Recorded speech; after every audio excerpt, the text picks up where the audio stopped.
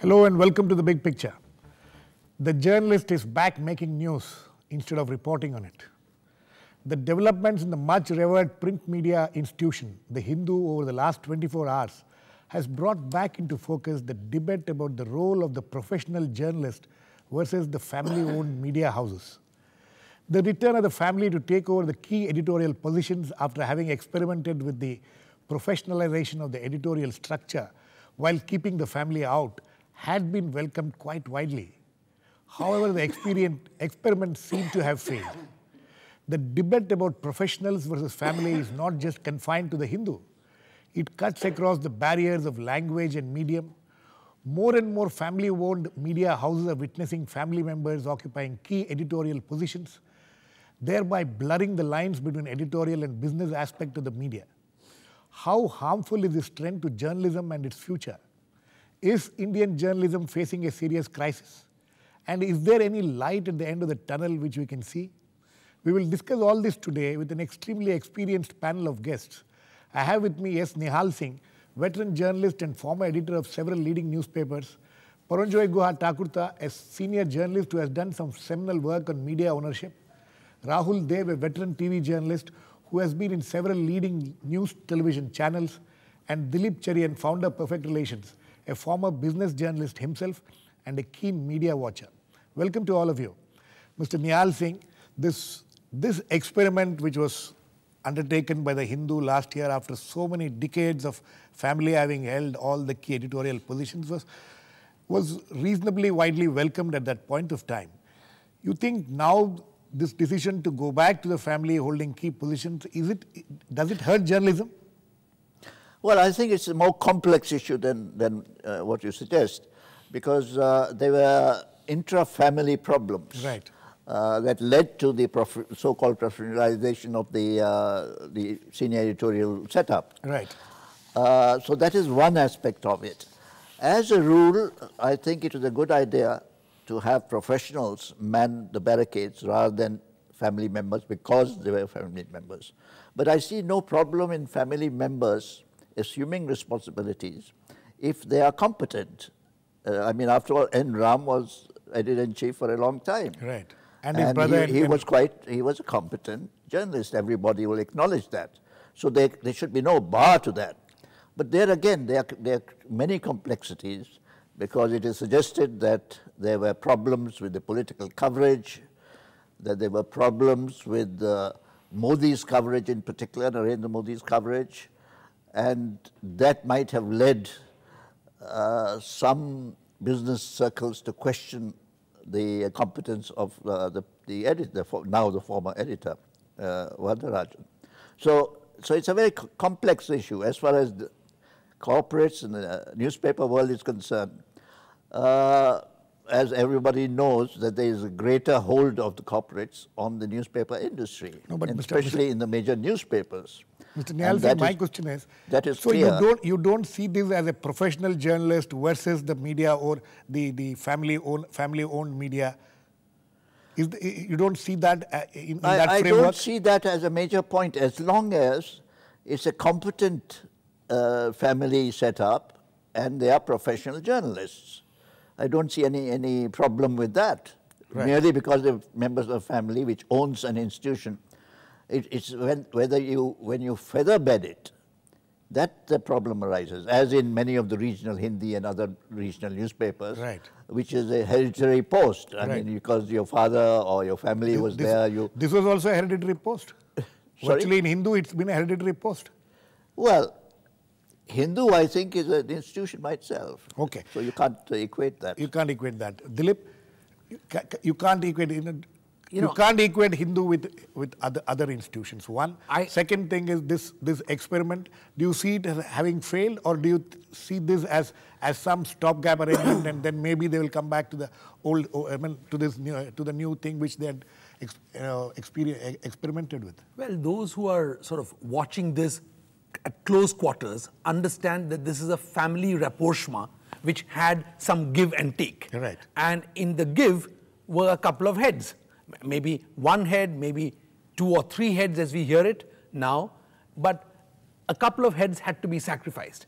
And I think in that push and pull, it's very easy to derive the business of journalist versus family. Right. Because in a sense, Malini who takes over or Ravi who becomes editor-in-chief are both acknowledged by journalists as very competent journalists. So I think Mr. Nihal Singh's point about the Hindu as an institution with a unique kind of family competence and quality is one side, but journalists versus family is a different kind of issue. Right. And I think that has been tested in more issues than just the Hindu. Right. It just happens to be the most celebrated case, and where you expected it. Did you expect it? Yes, some people did expect it for a while. Okay. Paranjoy, how do you see this whole? Yeah, I would like to expand this debate, not just about Hindu, about the entire scene, especially the Hindi medium and the regional language medium. But first, I would like you to talk about this. All right, we can actually expand this even further and look at it across the world. I mean, two of the best-known newspapers in the United States of America, the New York Times and the Washington Post, at different points of time have been controlled by families. Right. But the editorial heads were professionals, and at different points of time, these professionals had a completely free hand. I agree with what Dilip Cherian and what Mr. Nihal Singh has said, that you have to take a far more nuanced view. It's not black and white. I mean, let's look at some facts. I mean, there are family members who control media organizations who are very, very professional. Correct. You can say the reverse is also true. There could be so-called professional journalists who perhaps behave worse than as if they're the zamindars or the rulers. The feudal lords. But let's look at the fact. As Dilip pointed out, the divide within the family is not new. This family or the four branches of the family have been deeply divided for many years. Yes. I mean, Mr. Ram should remember the time when he had to quit the Hindu on the whole coverage of the Bofors case. Right. I think what is more important is the independence and the autonomy of the editor. And after that mammoth 6-hour meeting, the board meeting that took place, the board was absolutely split down the middle. Yes. There were 6 on one side in favor of sacking Siddharth Varadarajan. As he said, he became a pawn. He was caught in that crossfire, and there were 6 against. So Mr. Ram exercised his casting vote. Effectively, he voted twice. Right. And that's how Siddharth Varadarajan had to go. And the other 6 members who opposed this decision, they said they're going to take their own action. They're going to take them, and so there is still more drama left. One more issue about Modi. Mr. Ram had his own personal political views. He had his political biases, whether it be relating to the Communist Party of India Marxist, whether it be to the Sri Lankan President Mahinda Rajapaksa, whether it be to the government of the People's Republic of China. The point is, you can agree or disagree. But the question is, does the editor have the right? So did Siddharth Varadarajan have the right to say, okay, Narendra Modi is speaking in Delhi at the Shriram College of Commerce. So what if every newspaper wants to put it in page 1? I want to put it in page 10. Does he have the right or not? You can question.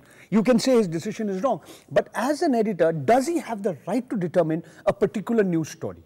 And I think at the end of the day, I mean, there are many, many straws in the wind. I mean, there's too much speculation going on. But I think it's really an issue of the family which was split up. Mr. Ram and his own family members had a huge fight. It was Mr. Ram's own decision to bring in Siddharth Varadarajan in the name of professionalization. Absolutely. And then at the end of the day, I mean, it was his casting vote which ensured that Siddharth Varadarajan was first downgraded, and he, like I would say, any self-respecting journalist decided to put in his papers. And as far as the other gentleman is concerned, Mr. Arun Anand, I'm finding it a little strange. I'm unable to understand. He's the CEO. He was the CEO. The former CEO. The statement that has been put out by Mr. Ram, the decision to make, and I quote him here, the decision to make deep-going changes was made chiefly on the ground that there were recurrent violations and defiance of the framework of the institution's long-standing values on the business side. Now, I mean, in the absence of further information, I'm unable to understand what he means. This is something which, about which there will be a lot of speculation. We'll have to wait and watch what it exactly means. Rahul, coming to you, first, I would like you to talk about what you think of this, what has happened in Hindu, and you think that the great reputation which this newspaper has had for several decades, more than a century, will be affected by this? And second, how do you see this problem in the larger context of in the Hindi media and in the regional media? Girish, our 3 friends have already commented enough on the intra-family issues within the Kasturi family, and this is basically a family drama playing out. Yes. Siddharth Varadarajan was brought in because of a family rift, and he's been sacked because of a family rift, including the CEO also. Partly rapprochement, partly rift. Yes, yes. Again, we have heard of the rift also. So I don't want to go into the Hindu question too deeply, because we know a little at this moment. We need to know more what has really happened and what were the real issues, what were the real triggers that set this whole process off.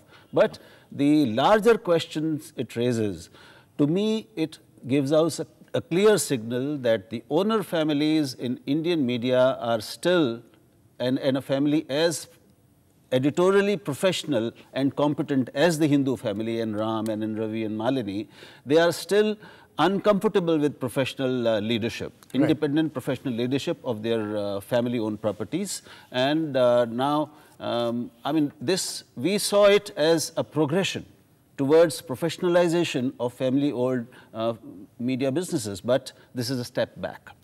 Okay. It's a step back, Mr. Nihal Singh. One, it's a step. But when you look at the larger picture, when you look at the regional language, even in English language publications, where you don't see such competent owners heading, taking up key editorial responsibilities. So how has it hurt journalism? And I want you to compare. You have been in many leading newspapers in the past. Media houses have always been owned by industrialists, and not the kind of corporates which we see now, but the industrialists. What kind of ownership did you experience then, and what is the kind of thing which is happening now, and what kind of difference do you see then?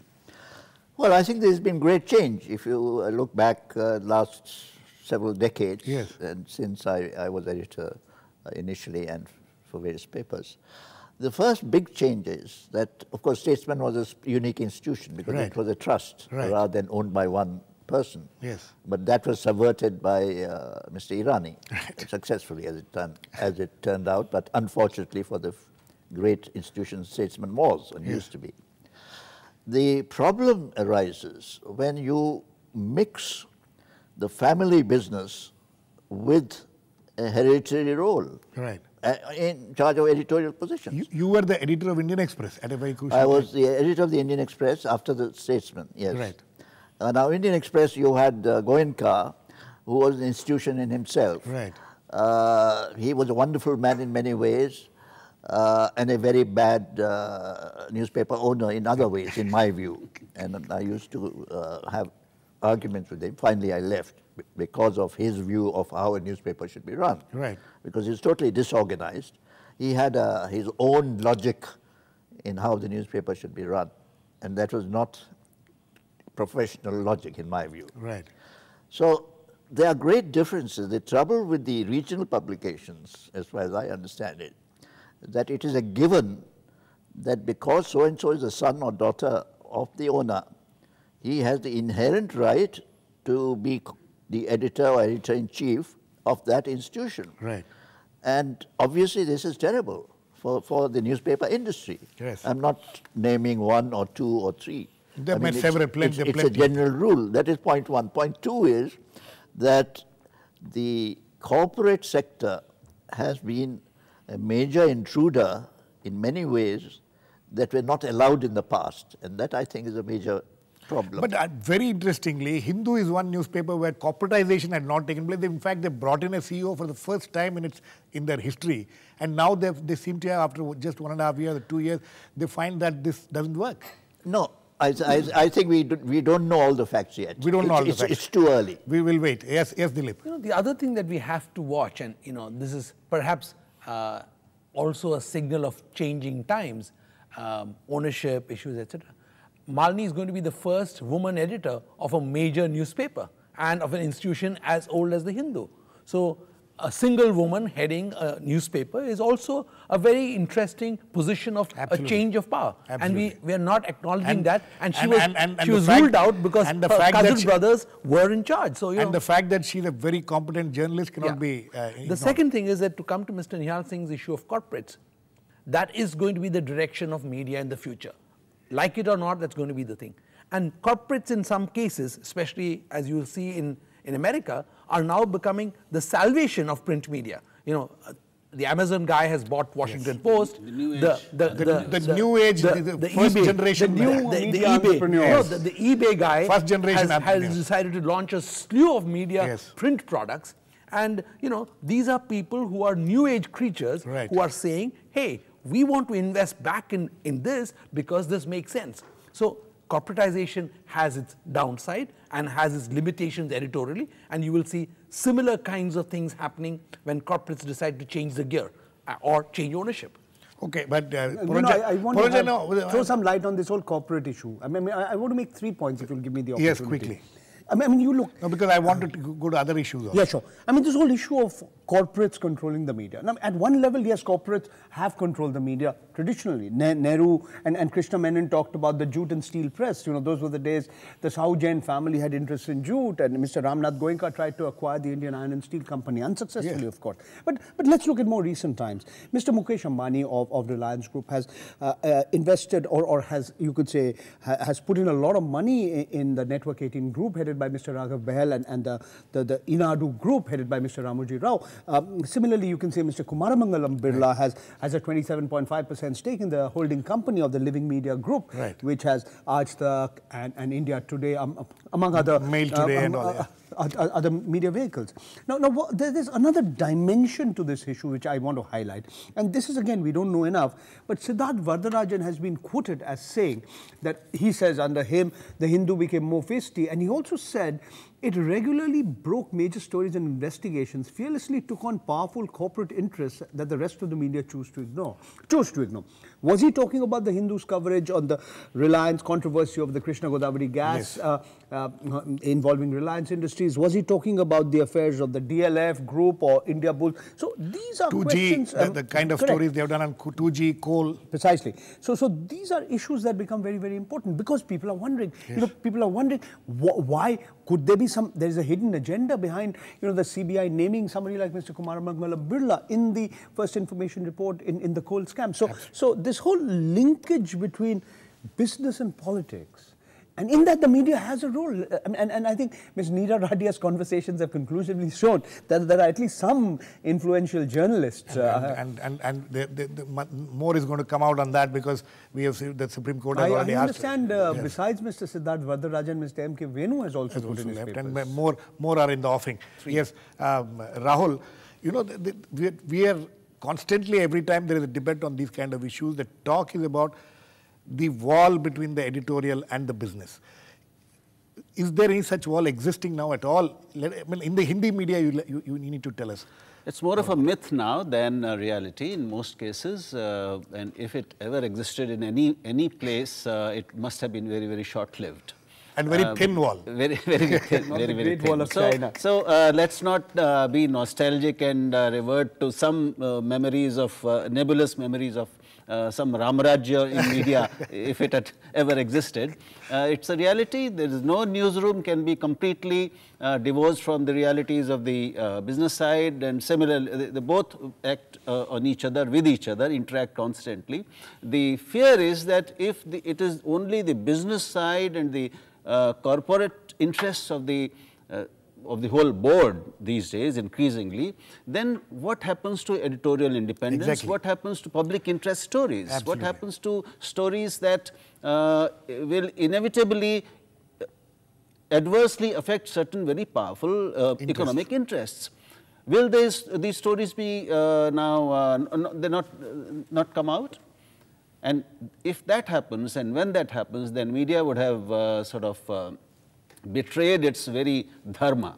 Exactly. Mr. Nihal Singh, you know, the question is now, how much does this hurt, or the professionals, the journalists, have they been hurt so much already that there is nothing more to be hurt? No, I wouldn't say that. I mean, they've been hurt deeply in many ways. Yes. Because, again, I'm not merely being nostalgic, but I'm speaking from personal experience. Right. And there's no Ramarajya in the past, but there was a much better atmosphere. Yes. And where you as editor had a complete say of what is going on. As editor of the Statesman, in my day, I had a complete veto power on advertisements in terms, say for instance, front page, they only had one on the right-hand side bottom. Right. And the chief advertisement used to come to me to say, can I have half a centimeter more? And I would say 9 times out of 10, no.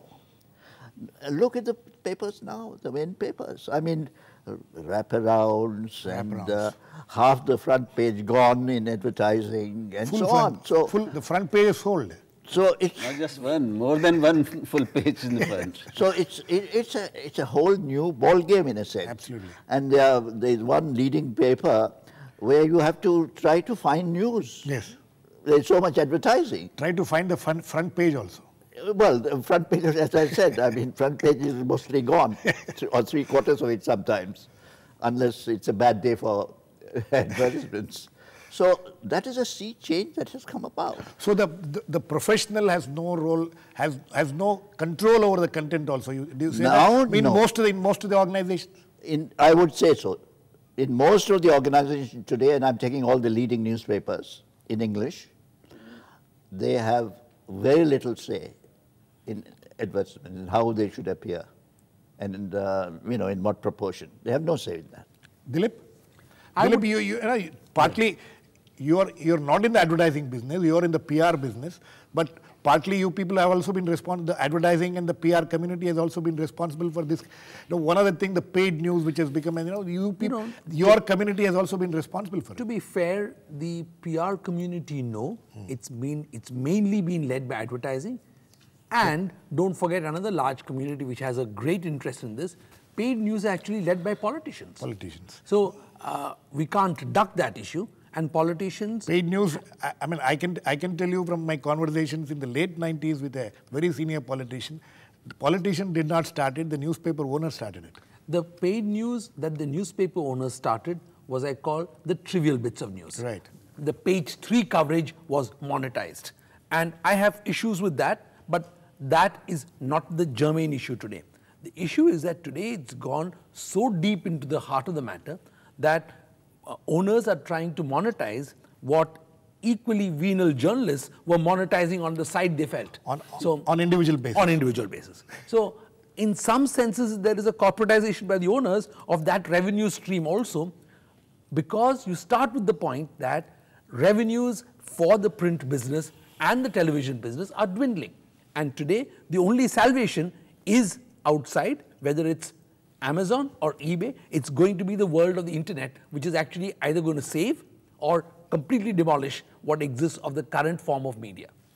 Paranjoy, do you share the kind of pessimism he has about the print media's existence at all? Is he pessimistic or is he being realistic? Realistic. We are part of what is supposed to be the dead tree media. The world would be a better place if fewer trees were cut down to make paper. But wait, I think the issues are very important. This is an international trend that the influence of advertisers on the media as a whole has grown. Why? Because you've had a great recession over the last 5 years, and one of the areas where expenditure has been curtailed or cut down has been on advertising and marketing services. At the same time, the growth of the internet has definitely affected, and the fact that information is available free or large volumes of information available has affected the entire revenue models of media organizations. Having said that, there is the media and there is the media. One minute.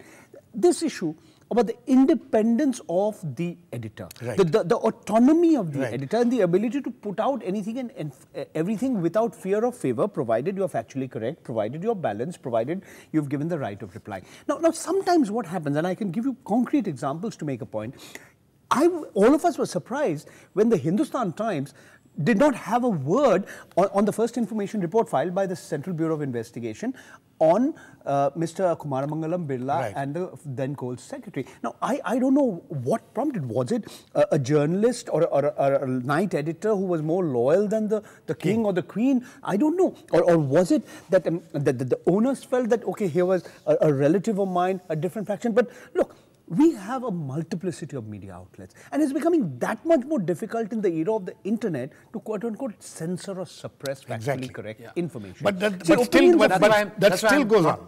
Pessimistic. That's why you're pessimistic. That's why I'm not pessimistic. You're not pessimistic. He's not pessimistic. Okay. Nor am I pessimistic. Okay. But the issue is a greater issue. Where do we have funding for quality journalism, for fact-checking, for gatekeeping, for investigative reporting? Where is the money going to come from? Who is going to pay journalists? Will it be only the advertisers? Or do we have to, evolve other mechanisms? I think these are bigger issues. These are bigger issues, absolutely. Sure. Rahul, my question is that, all these complaints which we hear from the media owners or the managers of the media, saying that, you don't know how costly it is to run. But does any of that justify the professionals being completely, subjugated? No, it doesn't. But it is also not justified that you have an endless and infinite number of and growing number of newspapers and magazines as well as channels. No market can infinitely support so many media organizations. So the government has a role to play in this. If it allows this growing fragmentation and growing ownership of all kinds and growing new launches, then the new guys are bound to cut corners and forget ethics and just do anything they can to survive. Secondly, the newspapers, at least in India, have, I would say, a few decades survival or life still left, but we have seen what has happened in more mature Western markets. The newspaper as a medium, a printed newspaper, is on a decline. It's going to reach a plateau, at least very soon, for the English media in India, and then it will go down. The newspapers, Hindi or language newspapers will survive. Will survive for a longer time. Mr. Nihal Singh, quickly, I want you to, is it time now to think of regulations? Is it time now for us to bring in certain rules and regulations saying that, who should own the media, who should, and about the professionals who are being employed, you think the time has come for us to debate these issues? Well, I'm always afraid of the word regulation. Yes. Because in the whatever word you would like to call it. Yes. It would be a terrible thing. And we know from the British experience. Let's call it guidelines. Well, the main thing is who is going to frame the guidelines, and once they are framed, who is going to police them? Now, if there is an official element in it, that is a danger mark for me. Right. That's a red line. Okay. Paranjoy, quickly. I don't agree entirely with what Rahul ji has said. This whole issue of self-regulation is the best form of regulation. Of course, in an ideal world, it is. What do you do for the blackest of the black sheep in the media? What do you do for the incorrigible elements? And the blackest are growing. It is not that they are anymore. Look, we have multiple regulatory authorities in India as far as the media is concerned. One for the internet, one for telecom, one for television. We have all kinds of people. And I think there's a huge amount of confusion and chaos. Even the regulators don't have powers, punitive powers. See, as a member of the governing council of a non-government organization called Common Cause, we've moved a petition before the Supreme Court of India on a public interest litigation to do away with the monopoly of the government on news, on radio. I mean, there are 250 FM radio stations, there are 150 community radios. Why should the government monopolize news on radio when, private players can do it in print and in internet and TV? So, I mean, there are a lot of anomalies and the issues are many and complex. Okay, I think on that note, we need to end. The fact of the matter is that there is this huge explosion of media in all mediums, print, television, now the internet, but the problem is that the credibility is hugely at stake, and this recent development, we'll have to wait and watch, as all my guests earlier said, as far as the Hindu issue is concerned, we'll have to wait for more information. But that has triggered off a debate, and we'll need to keep debating on this. Thanks to all my guests, Mr. Nihal Singh, Paranjoy, Guha, Thakurta, Dilip, Cherian, and Rahul Dev. Please keep watching. We'll come back with another issue in the big picture, same time tomorrow.